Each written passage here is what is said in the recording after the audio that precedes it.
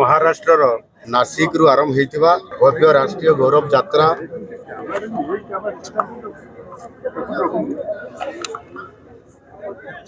महाराज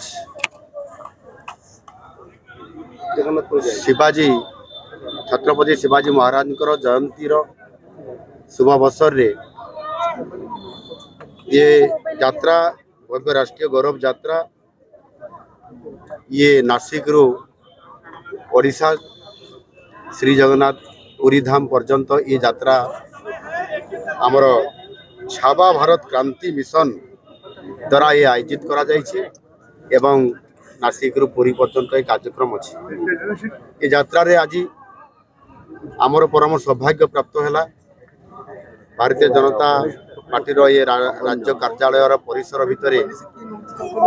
छत्रपति शिवाजी महाराज प्रतिमूर्ति रे पुष्प माल्यार्पण करने एवं आम समस्त को बहुत बड़ सौभाग्य ये प्राप्त है। आम समस्ते जानी छत्रपति शिवाजी महाराज ये मराठा साम्राज्यर सर्वश्रेष्ठ जो वीर राजा मान भितर से अन्यतम एवं प्राचीन भारतीय राजनैतिक परंपरा और दरबारी पद्धति को सुरक्षित रखिबारे से भारत वर्षर अन्यतम श्रेष्ठ वीर राजा एवं प्रति वर्ष फेब्रुआरी 19 तारीख रे तांकर जन्म जयंती यही अवसर रे एभली यात्रा आरंभ करा जाए। चलित वर्ष स्वतंत्र भावे ये कार्यक्रम महाराष्ट्र नासिक ठारू श्रीक्षेत्र पुरी पर्यंत ये आमर यात्रा भव्य राष्ट्रीय जो गौरव यात्रा ये आरंभ एवं आज भुवनेश्वर में पहुंचिकी बर्तमान पुरी अभिमुखे यात्रा आरंभ हम। छत्रपति शिवाजी महाराज से बहुत साहसी थिले एवं प्रगतिशील शासक मान विद्रोह मध्य से सर्वश्रेष्ठ मध्य थिले। तेणु से मराठा साम्राज्यर स्थापक थिले एवं श्रेष्ठ सेनानायक एवं प्रशासक भाव में भी से परिचित थिले। से मुगल साम्राज्य विरोध में अनेक युद्ध रे भारत वर्षर से विजय हासिल करते और से 1774 मसीह से छत्रपति अर्थात सम्राट भाव राज्याभिषेक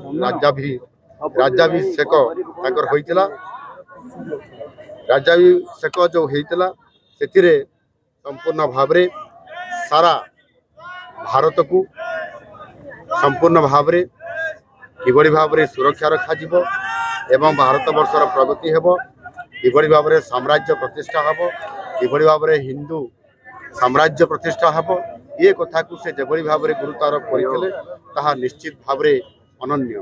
और निश्चित भाव में आज भरी एक पवित्र अवसर जो आमको मिली ये जो भव्य राष्ट्रीय गौरव यात्रा से ही अवसर में निश्चित भाव में ये महाराष्ट्र नासिक रु ओडिशार श्री क्षेत्र पुरी पर्यंत जगन्नाथ धाम पर्यंत ये यात्रा जो महान उद्देश्य लक्ष्य नहीं ये यात्रा चली भारत को संपूर्ण भाव में एक संहति भित्ति प्रतिष्ठा करवा एवं छत्रपति शिवाजी महाराज जो तांकर साम्राज्य प्रतिष्ठा करिवार एवं हिंदू साम्राज्य प्रतिष्ठा करिवार